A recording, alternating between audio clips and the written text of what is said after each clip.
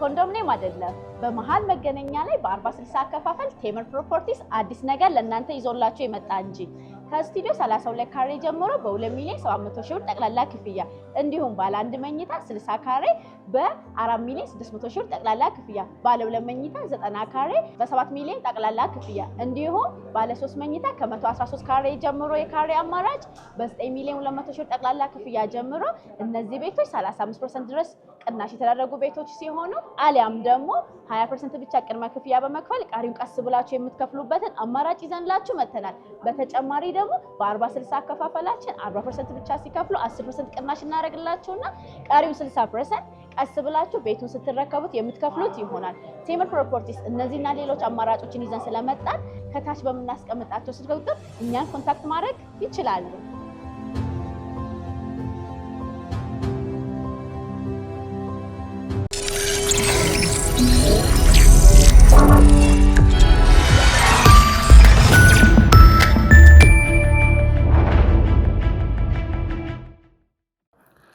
ይህ አዋዜ ሰበር ነው።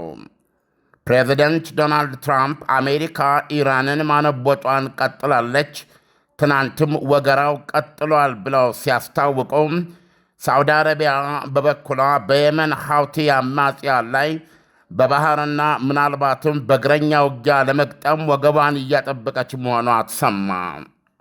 ዘጋርዲያን የየመን ምንጮችን ጠቅሶ እንደዘገበው የሳዑዲ አረቢያ ኃይሎች እስካሁን ከቆዩበት ምስራቅ የመን ሲወጡ ታይተዋል።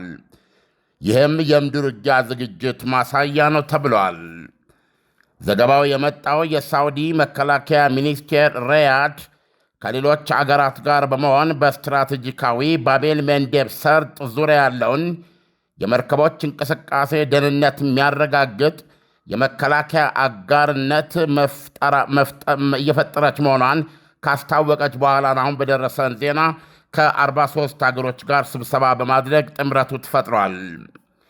የጥምረቱ አባላት ጎረቤት ጅቡቲ፣ ሶማሊያ፣ ሱዳን፣ ራሷ የመንና ሳዑዲ አረቢያን ጨምሮ ባህሬን፣ ባንግላዴሽ፣ ዮርዳኖስ፣ ኩዌት፣ ናይጄሪያ፣ ፓኪስታን፣ ኳታርና ቱርክ ናቸው። ሳዑዲ አረቢያ በተጨማሪም በዚህ ዘመቻዋ እንዲቀናጇት አሜሪካንና እያሌ የአውሮፓ አገራትንም መጠየቋ ታውቋል። ሳዑዲና ሐውቲ ከዛሬ 4 ዓመት በፊት የደረሱትን የተኩስ አቁም ስምምነት የበጠሰ ግጭት ውስጥ መግባታቸው ይታወቃል። ሐውቲዎች በኢትዮጵያ አቆጣጠር ካለፈው ሐምሌ 13 ቀን ጀምሮ በሳዑዲ አረቢያ የባህር ንግድ እንቅስቃሴ ላይ ዕቀባና እገዳ መጣላቸው አይዘነጋም።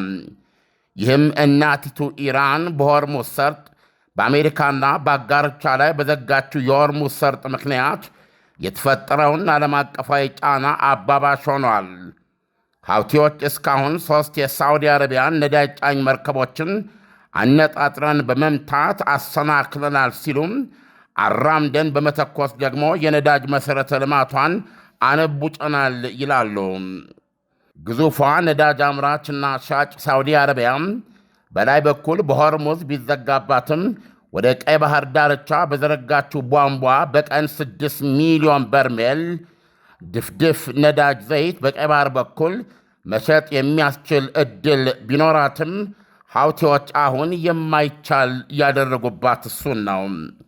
የጨነቀው እርጉዝ ያገባል እንዲሉ ሳዑዲ አረቢያ በባቤል መንዴብ በኩል ጭነቷን ኤሽያ ለማራገፍ 16 ቀን ብቻ ይበቃት የነበረ ሆኖ አሁን ግን በሰሜናዊ ቀይ ባህር በአርጃኗ በግብፅ ስዊስ ቦይ በኩል አቋርጣና በደቡብ አፍሪካ ዞራ ኤሽያ ለመግባት ብታምኑም ባታምኑም 50 ቀናት ይፈጅባታል።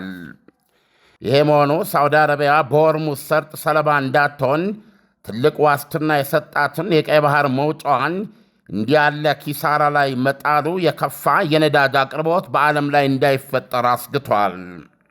ይህ በእንዲህ እንዳለ የአሜሪካው ፕሬዚደንት ዶናልድ ትራምፕ ከኢራን ጋር በማድረግ ላይ ያሉት መቀጣቀጥ በቆንጆ ሁኔታ እየሄደ መሆኑን ገልጸው ደህና አድርገን እንቆሸምዳታለን ብለዋል።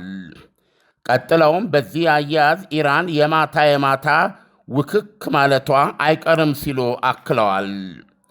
ፍልሚያው በግሩም ሁኔታ እየሄደ ነው አሉ ዶናልድ ትራምፕ ለፎክስ ኒውስ ቃል ሲሰጡም። ምን ማድረግ ትችላለህ ማሸነፉን ከመቀጠል ውጪ? ምናልባትም የማታ የሆነ ነገር ይሆናል። እኛ ግን እያቀመስናቸው ነው፣ እንኩትኩታቸውን እያወጣ ነው። ዝም ብለን እያሸነፍን ነው።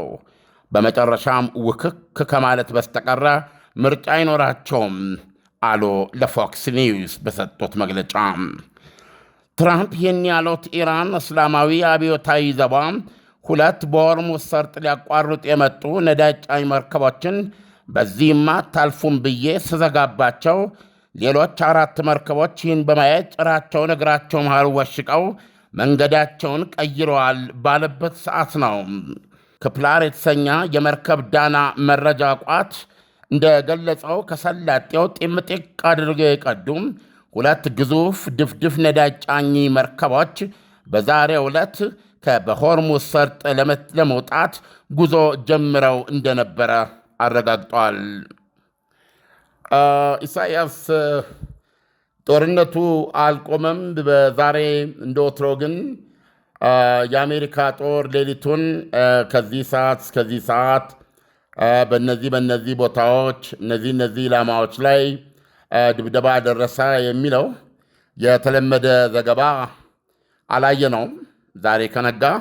ነገር ግን አሁን ዶናልድ ትራምፕ እንደነገሩን ኢራንን የመቀጥቀጡ ሂደት አልተስተጓጎለም፣ ደህና አድርገን እያቀመስናት ነው ብለዋል። ኩዌትም በነገራችን ላይ ያው እንደተለመደው የሰው አልባ ጥቃት መክቻለሁ ብላለች እና ሁኔታው እዚህ ላይ ነው ያለውና ሳውዲ አረቢያ ጎፈሬዋን ነቅሳ በእውነት ምቾትና ተድሏን የህልውና ጉዳይ ስለሆነ በየመን አሸዋ ላይ ከሁቲዎች ጋር መሬት ለመሬት እንዲሁም ባህር ላይ ለመፋለም ቁርጣ መነሳቷን የሚያሳይ ዜና ነው የሰማነው። ምንም እንኳን 43 ሀገሮች ጥምረት በራሱ ግዙፍ መሆኑ ባይካልም ዓለም ሳውዲ አረቢያ እዚህ ጦርነት ውስጥ መግባት የህልውና ጉዳይ በመሆኑ አይቀሬ ሊሆን ይችላል። ሀውቲዎች ይህን ጦርነቱን እስካላቆሙ ድረስ ማለት ነው። ከአሁን ቀደም ሀውቲ ወደ ሳውዲ አረቢያ በመተኮስ የሳውዲ አረቢያን ቅስም ሰብራ ነበረ። አሁን ሳውዲ አረቢያ በየመን አሸዋማ ምድር ላይ በእግረኛ ሰራዊት ወደ ጦርነቱ ብትገባ ምን ያክል ውጤታማ ልትሆን ትችላለች? ሀውቲዎች እጅግ በጣም አንድ የረጅም ጊዜ የጦር ልምድ ያላቸው፣ ሁለት ደግሞ በምድራቸው ላይ በመሆኑ ሳውዲ አረቢያ ከፍተኛ ዋጋ አያስከፍላትም ወይ? በሳውዲ አረቢያ ይብሳል። ምክንያቱም ከዚህ በፊት ሰፊ ትንተና ሰርተንበታል። ሆርሙዝ ሰርጥን በመዳፏ ውስጥ ጨብጣ ለማስቀረት የተነሳችው ኢራን በዚህም ሆነ በዚያ ሆርሙዝ ሰርጥን እንደያዘች በክልሉ ላይ ጦርነቱ የቆሰለ አንበሳ አድርጎ ቢተዋት የሰላጤው ሀገሮች ዋስትና እንደተለመደው የአሜሪካን ተገንነት ብቻ ሆኖ ሊቀጥል አይችልም። ወይም ደግሞ የምርጥ መሳሪያዎች ግምጃ ቤት መሆን፣ የሚሳኤሎች የጦር አውሮፕላኖች ባለቤት መሆን የወደፊት ደህንነታቸውን አያረጋግጥም። እና የወደፊት ደህንነታቸውን የሚያረጋግጠው ወጣቶቻቸው አፈርቅመው በበረሃ አሸዋ ውስጥ ተንከባለው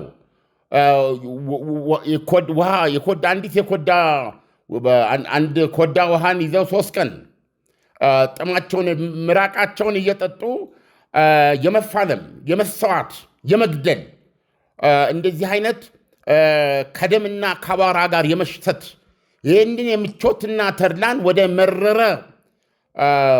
ወደ መረረ ተጋዳይነት ካልቀየሩ በስተቀረ የእነዚህ ይህን ጦርነት አሸንፈው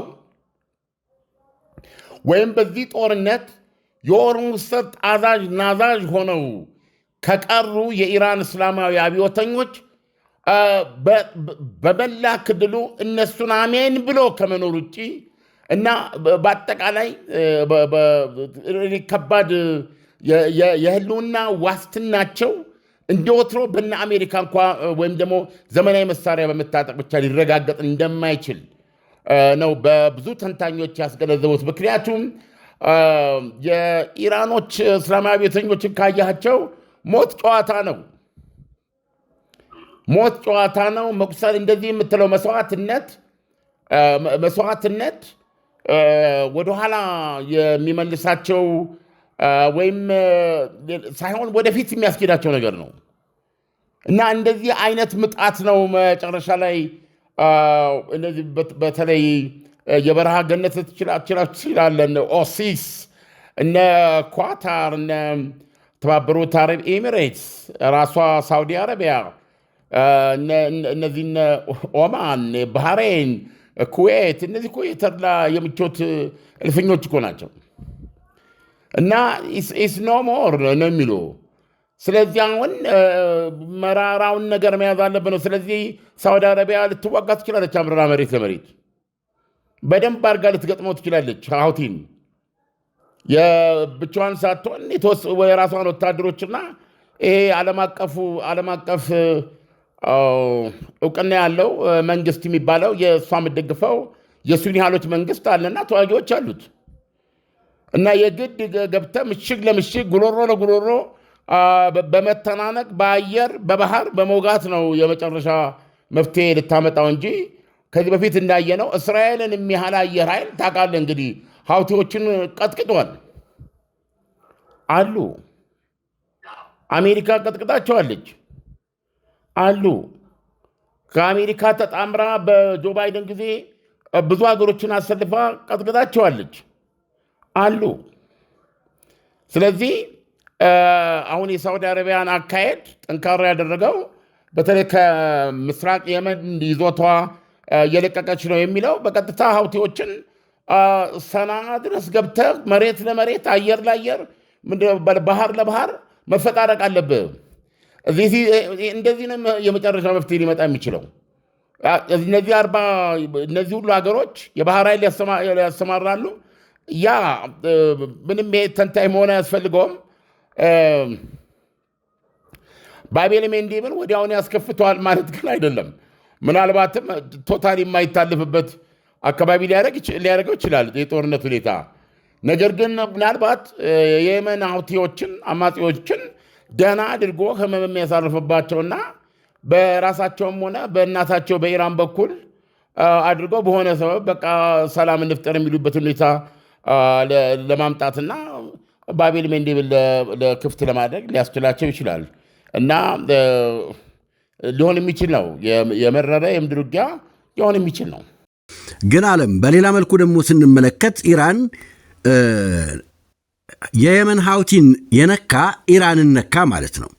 ከተጋትሮ ተራዳው አንዱ ቡድን ማለት ነው እና ሳውዲ አረቢያ በጠራራ ፀሐይ ተነሳ ሰራዊቷን ይዛ ገብታ መዋጋት ብትጀምር ኢራን ይህንን በዝምታ ታልፈዋለች ወይ ነው።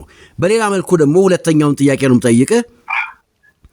አሁን በእርግጥም የኢራን በተደጋጋሚ የምታደርገው ወረራ ማለት ይቻላል አሁን ባቤል መንዴብ ላይ መምጣቷ በቀይ ባህር መምጣቷ የአካባቢውን ቀጠናውን እንዲነቃነቅ አላረገችውም ወይ? ይሄ ቀጠናውን ለማስከበር የሚንቀሳቀሰው እንቅስቃሴ ተንቀሳቃሽ ሀገራት እየተስፋፉ የመምጣት እድል የላቸውም ወይ? ዳና የውስጥ እግር ማሳጅ የረኩበትንና ጥቅሙን በሚገባ ያጣጣሙበትን አገልግሎቱን በማስፋፋትና በማሳደግ እነሆ ሁለተኛ ቅርንጫፉን ከፈተ። ዳና በአዲሱ ቅርንጫፋችን ሙሉ የማሳጅ ስቲም፣ የሳውናና የሞሮኮ አገልግሎት መስጠት ጀምረናል። ለቤተሰብ ለጥንዶችና ለሙሽራዎች ከነሚዜዎቻቸው ዳና ማለፊያ ምርጫ ነው። ዳና ቁጥር 1 ብስራተ ገብርኤል አፍሪካ ህንፃ 3ኛ ፎቅ። አዲሱ ቅርንጫፋችን ቡልጋሪያ ማዞሪያ በግዙፉ ድሪም አፓርትመንት። ዳና አክቹዋሊ የሆነ ነው እኮ አሁን እዚህ ውስጥ ከሳውዲ አረቢያ ጋር ተጣምረው ሀብቲዎችን ሊወጉ የተሰባሰቡ ሀገሮች ከጎረቤት ከትንሿ ጅቡቲ ጀምረህ ሶማሌ፣ ሱዳን እነዚህ የአፍሪካ ቀንድ ሀገሮች ናቸው የባህር ዳርቻ ያላቸው። ሌሎቹ ደግሞ ራሷ የመን ይሄ በመንግስት ምንድነው አለማወቅ የሚባለው መንግስት ሰራዊት ራሱ አንዳንድ ጊዜ ሾክን በሾክ ነው። የየመን ኃይሎች ናቸው አሁን ሰናን ተቆጣጥረው መቆየታቸውን የማይቻል ለማድረግ እንግዲህ ስትራቴጂያቸውን አናቅም። ነገር ግን ሀውቲዎች በዚህ በኤደን ሰላጤ ላይ ቆመው አሁንም ድረስ ያልዳነ ያላገገመ መስመር ነው። በዛ በኩል እስራኤል አታልፋትም ብለው ከሐማስ ጋር በተያያዘ በጀመሩት ጥቃት የተነሳ በጣም ሰንበሩ ያለቀቀ ከፍተኛ የመተላለፊያ ችግር የገጠመው ነው።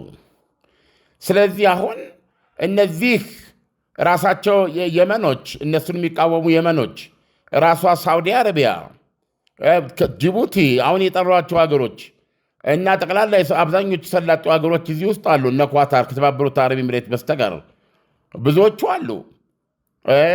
እነ ባንግላዴሽ ጭምር በዚህ ተሳታፊ ናቸው። እና አሁን የራሷ አሜሪካም በዚህም ሆነ በዛ የሆነ የዚህ አካል ነው የምትሆነው። ሌሎች የአውሮፓ ሀገሮችንም ሳውዲ አረቢያ ጋብዛለች እና ጋባጇ ሳውዲ ናት። እሺ ሊሏት እንደሚችሉ ነው የሚገምተው። ሰው እነዚህን ሁሉ አድርገህ የሆነ መራራ አውቶማቲካሊ የምታስቆመው 100% አስቆመዋለሁ የምትለው ነገር ባይኖር እንደ ኃይል በሰው ኃይላቸው በድርጅታዊ አቅማቸው በመሳሪያ ያላቸውን የመሳሪያ ክምችት እንደዚሁም ደግሞ አብራዎቻቸውን በውጊያ በጦር ሜዳ መሃል መማረክ ሁሉ ይኖርብሃል። እንደዚህ ስታደርግ ጦርነቱን የሚተዉበትን የወንድ መውጫ ሊፈልጉ ይችላሉ። ይሄ ሲሆን ኢራን ምን ትላለች ላልከው፣ ኢራን ምን ትላለች? ኢራን ኦልሬዲ እየተደበደበች ያለች ሀገር ነች። ኢራን ከአሜሪካ ጋር የአሜሪካ ድብደባ በዚሁ ከቀጠለ በየዕለቱ የምትደበደብ ሀገር ነች። ምናልባት ጦርነቱ ከባሰ እስራኤልም ተጨምራ ትደበድባት ይሆናል። ነገሮች ከገፉ እኮ እነ ሳውዲ አረቢያ ይወጋታል እኮ ኢራንን። የመጨረሻው ፖይንት ላይ ከተደረሰ እኮ አሁን የሚደረግባቸውን የሚሳኤል ከመከላከል ባለፈ ያ ብዙ የተዘገቡ ዘገባዎች እኮ አሉ። እንደተባበሩት አረብ ኤሚሬት በድብቅ ገብተው አጥቅተው ያውቃሉ። ሳውዲ አረቢያ ደብድባ ታውቃለች። ኢቨን ኩዌት። ስለዚህ እነዚህም ሀገሮች እኮ ቦምብ መጣል ይችላሉ። ስለዚህ እንደምታየው ይሄ በሙሉ የሰፋ ነገር ኢራንን ለበለጠ ድብደባ ነው የሚያጋልጣት። እና እሱ ብቻ አይደለም፣ ከዚህ በበለጠ በጣም አደገኛው ነገር ማመን ይቻላል ወይ ነው። ሆርሙዝ ሰርጥን ከዚህ በኋላ ምን ያህል አምነን ነው መሄድ የምንችለው? ለምሳሌ የሰላጤው ሀገሮች ብዙ ጉዳት እያደርሱባት ነው ኢራን ላይ። ኔቨር ብለዋል። የሆርሙዝ ሰርጥ በኢራን ሉዓላዊነት ስር አይውልም ነው የሚለው አቋም የነሱ ነው። ስለዚህ በኢራን ጣብቅ በኩል ያለው መተላለፊያ ኢራን ነው። መሀል ለመሀል ዓለም አቀፍ መተላለፊያ ነው። በዚህ በደቡብ ጣብቅ ደግሞ ወይም ደግሞ በኦማን ሰላጤ በኩል የኦማን መተላለፊያ ነው ያለው። ስለዚህ እንደ ማላካ አይነት ወይም የሆነ የአገልግሎት መዋጮ ነገር በአመት ከ2 ከ10 ከ30 ያልበለጠ በዋነኛነት በመተላለፊያው ተጠቃሚ የሆኑ ግዙፋን ሀገሮች በመዋጮ ደረጃ የሚያስቀምጡት ካልሆነ በስተቀረ በምንም ታምር በዚህ መተላለፊያ ላይ አንድም ሳንቲም አይጠየቅበትም በሚል የያዙት አቋም አንዱ አሁን ለምሳሌ ኢራንን ያልተመቻት ነው። ከኦማን ጭምር ሊያቆራርጣት የሚችል ነው። ይሄ ብቻ አይደለም። አሁን ሳውዲ አረቢያ ፕራክቲካሊ ማለት ኢራን በዚህ በባቤል ሜንዴብ በኩል ሀውቲ እንዲዘጋባት ያደረገችበት ምክንያት የቀን ሽያጯ 9 ሚሊዮን በርሜል ነው። ሳውዲ አረቢያ ያ በኦፔክ ውስጥ ባላት ስምምነት ማለት ነው። 6 ሚሊዮን በርሜል በቀይ ባህር በኩል ወደቡ አውጥታ በባቤል ሜንዴብ አድርጋ ቀደም ሲል በዘገባው እንደሰማኸው የኤሽያ ሀገራት በ16 ቀን ታዳርሳለች። ወይም የትኛውም የኤሽያ ሀገር መርከብ በ16 ቀን ከሳውዲ ቀርቶ ይገባ ነበረ። ስለዚህ ኢፌክቲቭሊ አንደኛ ቀሪው ዓለም የነዳጅ እጥረት፣ የተፈጥሮ ጋዝ እጥረት እንዳያገኘው በማድረግ ትልቅ ሚና መጫወት አስችሏታል።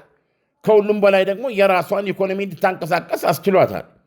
ከፍተኛ ኪሳራ እየደረሰባቸውን የሰላጤ ሀገሮች ኢራቅ በሰጠችው መግለጫ በኢራን ጦርነት የተነሳ ሆርሙዝ ሰርጥ መዘጋት ጋር ተያይዞ የ40 ቢሊዮን ዶላር ኪሳራ ደርሶብኛል ብላለች። በነዳጅ ሸጣ ልታገኘው ይገባ የነበረ ገንዘብ ማለት ነው። ስለዚህ አሁን እነ ሳውዲ አረቢያ ነገ ሲነግሩ ምን ያህል ነው የከሰሩት? ምን ያህል ብሮች ናቸው እዛ አካባቢ እየከሰሩ ያሉ? ስለዚህ አሁን ሳውዲ አረቢያ በግብፅ በኩል የግብፅ ሜዲትራኒያን ወደብ ላይ ዲያማቲያ ሳምቲንግ የሚባል ወደብ ላይ የሚያወጣት 1 ሚሊዮን በርሜል ነዳጅ ዘይት ድፍድፍ ዘይት የሚያስተላልፍ ቧንቧዋን አክቲቭ አድርጋለች። ተመልከት፣ መውጫዋ ብዙ ነው። እሱንም ኢራን እዛ የግብፅ ወደብ ላይ በዛ ላይ ተኩሳ አንዱ ተንቀሳቃሽ የአሜሪካ የነዳጅ ማጠራቀሚያ ታንከርንና ከሱ የተነሳ እሳት ደግሞ ሌላ ታንከር ላይ እሳት እንዲያስነሳ አድርጋለች። ጥቃት ፈጽማለች ኢራን ግብፅ ድረስ። ይህ አዲስ ግንባር ነው። ስለዚህ አሁን ስትመለከት ሳውዲ አረቢያ ኦልሬዲ አሁን የምናየው በዚህ በቀይ ባህር በኩል 6 ሚሊዮን በርሜል ነዳጅ ዘይት ሊያስወጣት የቻለ ቧንቧ ዘርግታ የተገኘችው የዛሬ 40 ዓመት በኢራቅ ኢራን ጦርነት በተመሳሳይ ሁኔታ ኢራን ሆርሙዝ ሰርጥን ለመዝጋት ያደረገችውን ሙከራ በማስተዋል በማለት በወቅቱ እኔ በጣም ነው ማደንቃት። አንዳንድ የሳውዲ አረቢያን ዚስ ኢዚት መማር አለብህ። በቃ እንደዚህ ነው የምትማረው። በዛ ጦርነት ምክንያት አድርጋ ሆርሙዝ ሰርጥን ለመዝጋት ነበረ ኢራን የተጣጣረችው። ያ ማለት ምን ማለት ነበር? ስለዚህ በጊዜው ያንን ማድረግ ባትችልም ሳውዲ አረቢያ ግን ከዛ ጊዜ ጀምራ ወደ ቀይ ባህር ቧንቧዎቿ መዘርጋት ስትዘረጋ ቆየች። አሁን አክቹዋሊ መዝጋት በቻለችበት ጊዜ ሳውዲ አረቢያ ብታምንም ባታምንም 2/3 ዕለታዊ ምርቷን በቀይ ባህር በኩል አውጥታ መሸጥ ችላ ነበረ። ነገር ግን ኢራን ማለት በሄዝቦላ አማካኝነት ሊባኖስ፣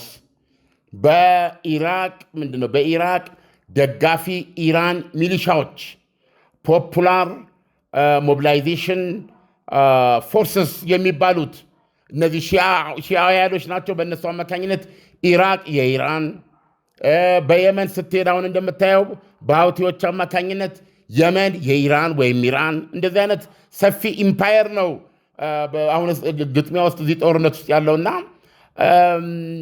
እንዳልኩህ የወደፊቱ ሂደት እነ ኢራቅ ወደ ሳውዲ ወደ ዮርዳኖስ አኳባ ወደብ የሚዘረጋ በፕሮጀክት ደረጃ ያሉ በውጥን ደረጃ ያሉ ወደ ቱርክ የሜዲትራኒያን ዳርቻ የወጣ ሳይጠቀምበት የቆየ 1 ሚሊዮን በርሜል ነዳጅ ዘይት ማውጣት የሚችል ቧንቧን እሱን አክቲቭ እያደረጉ ነው። እንደገና በዚህ መንገድ ሰፊ የሆነ በሶሪያ በኩል አድርገው ወደ ሜዲትራኒያን አይ ዶንት ኖ የጂኦግራፊ ጉዳይ ነው እና በአጠቃላይ በሆርሙዝ ሰርጥ የሚያስተላልፉትን በቧንቧ ማስተላለፍ የሚችሉበትን ፕሮጀክት እየነደፉ ነው ሀገራት በሙሉ። እነ የተባበሩት አረብ ኤሚሬትስ በፉጃይራ በሚባለው ግዛቱ 7ኛው ኤሚሬት ነው። የፉጃይራ ወደብ ስትራቴጂክ የነዳጅ ማጠራቀሚያቸውም ነው። በጋልፍ ኦፍ ኦማን በኦማን ሰላጤ በኩል ነው ቀጥታ ያ ወደብ ያለው። ስለዚህ 70 ኪሎ ሜትር የኢራንን ሆርሙዝ ሰርጥ መተላለፊያን አልፈው ወደዚህ ወደ ኦማን ሰላጤ ውስጥ ነው ቀጥታ የሚወጡ። ስለዚህ አሁን ኦማን የራሷን ግዛት የራሷን የውሃ ክልል በምታስከብርበት ጊዜ ማነው የተባበሩት አረብ ኤሚሬትስ በቀጥታ ከዋና ከተማዋ ወደ ፉጃይራ ወደብ በተዘረጋው ቧንቧ አማካኝነት እስከ 3.8 ሚሊዮን በርሜል ነዳጅ ለዓለም ታቀርባለች፣ እያቀርበችም ነው። ስለዚህ እነዚህ ስትመለከት በዚህ በሆርሙዝ ሰርጥ ላይ ያላቸውን መመካት በከፍተኛ ደረጃ እየቀነሱት ነው የሚሄዱት። ኢቭን ካሁን በኋላ ሰላም ተፈጥሮ እንኳ ሁኔታዎች እንደነበር ቢመለሱም እነዚህ ሀገሮች ሞኝና ተላላ ካልሆኑ በስተቀረ ቧንቧቸውን ከመዘርጋትና ያንን መተላለፊያ ኢሬሌቫንት ከማድረግ ውጭ አማራጭ የላቸው። ስለዚህ አሁን በዚህ በሀውቲ ላይ ከባድ ውጊያ ሊያደርጉ ይገባል፣ ያደርጋሉም ተብሎ ነው የሚታመነው።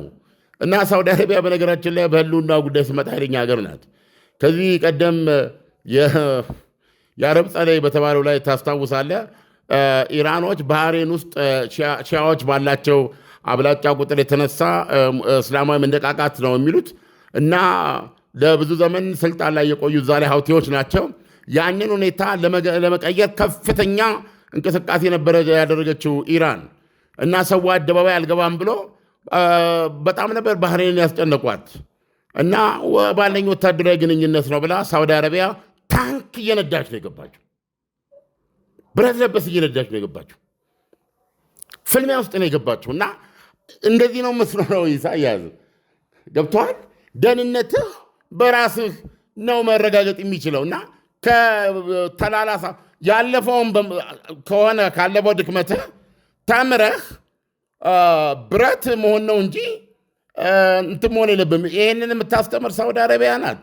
ኢማጂን የዛሬ 40 ዓመት ኢራን ሆርሙዝ ሰርጥን ለመዝጋት በመሞከሯ የተነሳ በቀይ ባህር በኩል 6 ሚሊዮን በርሜል ነዳጅ ሊያወጣላት የሚችል ቧንቧን ዘርግታ ነው ቁጭ ያለችው። እና ይሄን ነው ፋርሳይትድ ማለት ይሄ ነው። እና በደንብ አድርገው ይዋጋሉ ብዬ ነው የማስበው። ዓለም አሁን እንግዲህ የዚህ የሆርሙዝ ክረት ምን ያህል ሄዷል ብለን እናስብ። ምክንያቱም አሁን የሳውዲ አረቢያን ስታስቀምጥ ሳውዲ አረቢያ እጅግ በጣም ጠንካራ ሀገር በመሆኗ 2 እና 3 አይነት አማራጮችን ተጠቅማለች። ሶስተኛው አማራጭ 50 ቀን የሚፈጅና አታካች የመርከብ ጉዞ ነው። ያም ግን እንደ አንድ አማራጭ ሊታይ ይችላል። ይሄ አማራጭ የሌላቸው ደግሞ በሆርሙዝ ዙሪያ ያሉ ሀገራቶች አሉ። እነዚህ ሀገራት ወደ ጦርነት የሚገቡበት ጊዜ ቅርብ አይደለም ወይ? ክረቱን ብንለካው ምን ያህል ጦዟል? መቼስ ነው የሚበጠሰው ተብሎ ይሄ ኮዲው እኮ አስቀድሞ የታወቀና የሚጠበቅ እኮ ነው። አሁን የሰላጤው ሀገሮች እነዚህ የሰላጤው ሀገሮች ይህ ጦርነት እንዲቆም ነው የሚፈልጉት። ሁለተኛ ይሄ ያልተግባብቶ ስምምነቱ እንደገና እንዲያንሰራራ እና በዚህም በዛም ተብሎ በድርድር በመነጋገር የሆነ መቋጫ እንዲፈለግለት ነው የሚፈልጉት። ይሄ ማለት የማይቀረውን ፍልሚያ ለማስቀረት የሚያደርጉት ነው። ነገሮች ግን ከቁጥጥር ውጭ ሆነው ብቸኛው አማራጭ ውጊያ ከሆነ የሰላጤው ሀገሮች ፓትሪዮት ሚሳይል ይዘው የኢራንን ሚሳይል ሲከላከሉ ይኖራሉ ማለት አይደለም። እነሱም ኤርፎርስ አላቸው፣ እነሱም እግረኛ አላቸው። ስለዚህ የማታ መመለስ ይጀምራሉ። አክቹዋሊ በድብቅ እስካሁን ሲያደርጉ ቆይተዋል እና የፍልሚያው አካል ነው መሆን የሚጠበቅባቸው። ከዛ ውጭ ምን አማራጭ አላቸው? ምክንያቱም እየጠፉ ነው። እነዚህ የሰላጤው ሀገሮች እኮ አሁን ደጋግሜ የምነግርህ እነዚህ እኮ በዛ ሁካትና ሀኬት በማያጣው ምድር ውስጥ እኮ የበረሃ ጸበል ነው ልትላቸው የምችለው፣ የበረሃ ምንጭ ነው የምትላቸው። ስንት የአዳም ዘር ነው እንደሱ ጋር የሚሰራው? እንዲህ ከራሳቸው አልፈው ራሳቸውን የዓለም የኢኮኖሚ ማዕከል ያደረጉ፣ በእነሱም የተነሳ ከዚህ ከአፍሪካም ቀላል ቁጥር አይደለም በእነዚህ ሀገሮች ውስጥ የሚኖረው በተለያየ ስራ አረረም መረረም እና ከዚህ በፊት ደጋግሜ ጠቀሻል። ቁጥሩን ስታይ ይገርምሃል። ከአንድ የተባበሩት አረብ ምንድን ነው ከዚህ ከሰላጤው ሀገሮች ውስጥ ህንድ በየዓመቱ 51 ቢሊዮን 51 ወር 57 ቢሊዮን ዶላር ነው ሬሚታንስ የምታገኘው። እዛ የሚሰሩ ዜጎቿ ለኢኮኖሚዋ የሚልኩት ማለት ነው። የነ ፊሊፒንስ፣ የራሷ የቻይና፣ የነ ባንግላዴሽ የምትለ በዓለም ላይ እጅግ በጣም ነገ ራሳችን ኢትዮጵያውያንም እዛ ውስጥ ትልቅ አስተዋጽኦ ነው ያላቸው። በሚችሉት አቅም እየሰሩ ወደ ሀገራቸው ይልካሉ እና ነገና ከነገ ወዲያ ደግሞ የተሻለ ተምረን እዛ ውስጥ ያለው የኢኮኖሚ እንቅስቃሴ ተጠቃሚ ለመሆን መዘጋጀት ትክክል ነው ብዬ ነው የማስበው። ስለዚህ ይሄ ቦታ ትልቅ የኢኮኖሚ አስኳል ነው። በዚህ ሁኔታ ከቀጠለ ግን ዋናው ኢንቨስትመንቱ ሰላሙ ነው፣ የተረጋገጠ ስቴቢሊቲው ነው።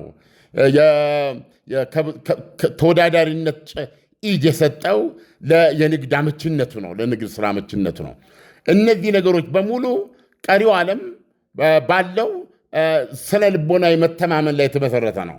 አሁን ኢራን አክቹዋሊ ስነ ልቦናውን እየመታች ያለችው በእነዚህ ሀገሮች ላይ ያለውን እምነት ነው እየመታች ያለችው። ስለዚህ ሀገሮቹ በጣም ችግር ላይ ናቸውና የማታ ነገሮች ከቁጥጥር ውጭ ከሆኑ ኢራን በብዙ ሀገሮች ልትወጋ ትችላለች ብዬ ነው የማስበው።